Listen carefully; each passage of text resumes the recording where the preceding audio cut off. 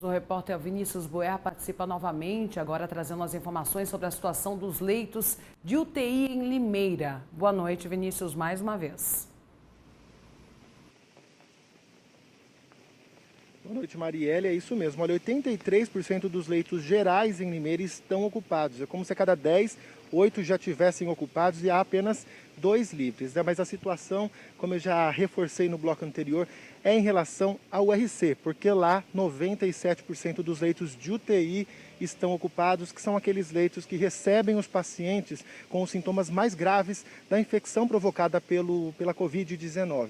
Ao meu lado está o secretário Vitor Santos da Saúde para a gente analisar como é que está a situação nesse momento. Boa noite, secretário. Isso significa que há apenas um leito e que, se houver aí a necessidade de internação mais grave, os médicos podem ter que escolher, então?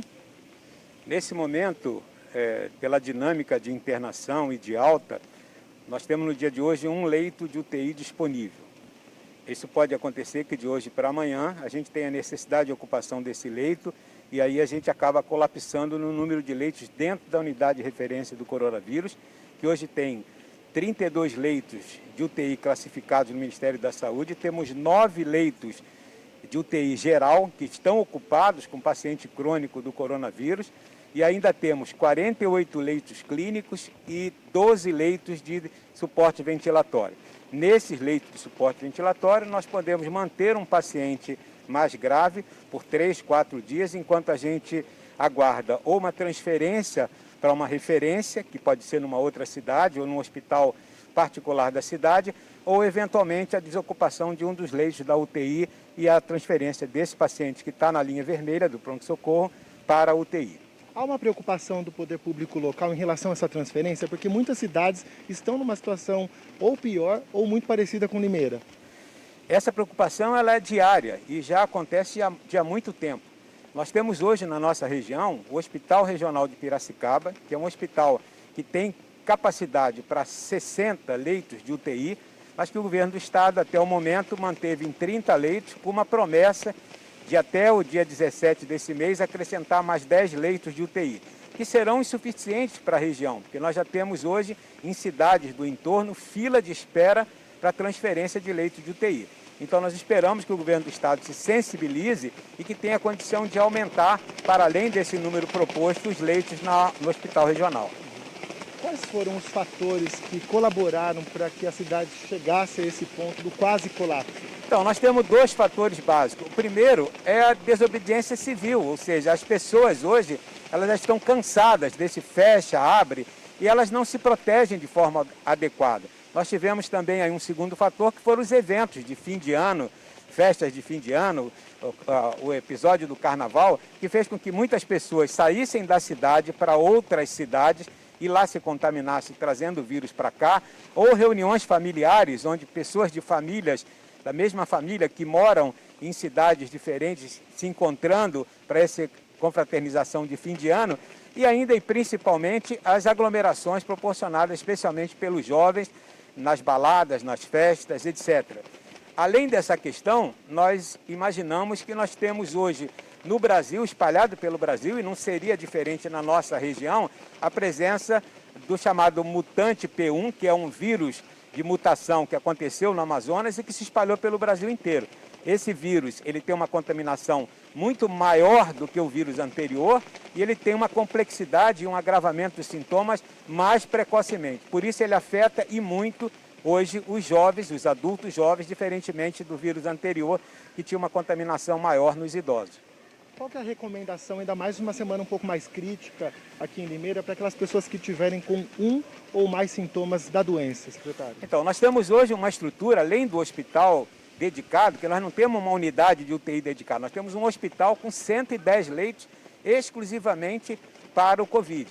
Nós temos na frente do hospital um ambulatório de referência que tem 3 médicos atendendo de manhã até à tarde, estendemos o horário até às 19 horas e estamos avaliando a possibilidade, inclusive, de que esse ambulatório funcione aos sábados. Nós temos ali, além do médico, a possibilidade de fazer os exames de identificação, PCR, teste rápido, também uma farmácia que disponibiliza a maioria dos remédios que são prescritos. Então, aos primeiros sintomas, procurar o atendimento médico. Não dá mais para ficar esperando em casa ou tomando uma Novalgina enquanto a doença vai se agravando. Secretário, a única esperança é a vacinação. Em que momento que a cidade pode começar a ter um reflexo na redução do número de internações? Como é que está a situação da vacinação hoje e em que momento a cidade consegue respirar mais aliviada? Então, a compra das vacinas hoje está centralizada no Ministério da Saúde. Nós temos hoje 2 vacinas disponíveis, a Coronavac, do Instituto Butantan, e a vacina da AstraZeneca, que está lá na Fiocruz do Rio de Janeiro. O governo tem se empenhado em aumentar a aquisição dessas vacinas. Acredito que a partir desse mês, para até o meado do ano, nós tenhamos condição de ter vacinado pelo menos a população de maior risco. Aqui em Limeira, nós focamos na vacinação dos idosos.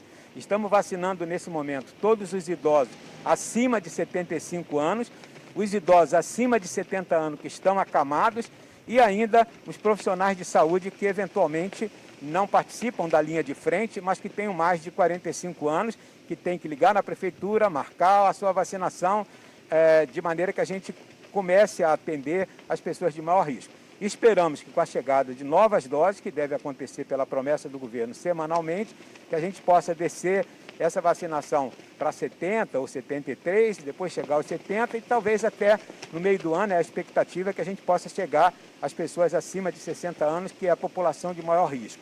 Com isso, nós vacinamos cerca de 35 mil pessoas de Limeira que estão nessa fase de risco e os primeiros resultados mostram que as pessoas vacinadas elas diminuem em 80% a 90% a internação no caso das doenças. Ok. Só para finalizar, secretário, no início do nosso jornal nós mostramos a situação em Campinas, que tem apenas um leito disponível para hospitais públicos. Aqui em Limeira a situação é parecida, então há mais semelhanças com Campinas do que diferenças nesse momento? Nesse momento, essa questão de pré-colapso e colapso está em toda a região. Nós temos dificuldades em Sorocaba, em Araras, em Araraquara, em Rio Claro e Campinas, que é a maior cidade da região, é o reflexo e está na nossa fronteira aqui. Então, o momento é extremamente grave, as pessoas precisam ser conscientizadas da necessidade de usar as proteções que estão sendo recomendadas desde o começo da pandemia, usar máscara, usar álcool gel, manter um distanciamento social, evitar aglomerações. Essa é a melhor forma da gente evitar o contágio da doença. Porém, como em Limeira nós nunca chegamos a uma situação de distanciamento maior que 50%, infelizmente a sociedade não respondeu na medida necessária para essa estabilização. E o governo teve que tomar medidas de restrição, como acontece no mundo inteiro nessas situações. Esperamos que nesses próximos 15 dias esse volume, essa velocidade de contágio diminua e a gente possa ter uma situação de maior segurança. Ok, muito obrigado pela participação no RF News. Nós conversamos com o secretário de Saúde da cidade de Limeira, Dr. Vitor Santos. Marielle, eu quero terminar o nosso ao vivo de hoje reforçando uma frase que eu falei durante todo esse período de pandemia. São as atitudes individuais e coletivas que são necessárias aí para combater esse inimigo que é invisível. Então vamos todo mundo usar máscaras, manter o distanciamento social, como o secretário disse, para que esse pesadelo acabe o quanto antes, não só para Limeira, como Campinas, região, estado, Brasil e mundo. A gente reforça esses cuidados diariamente aqui no RF News, Vinícius, mas está difícil da população entender. Uma boa noite para você, bom trabalho para você e a sua equipe também.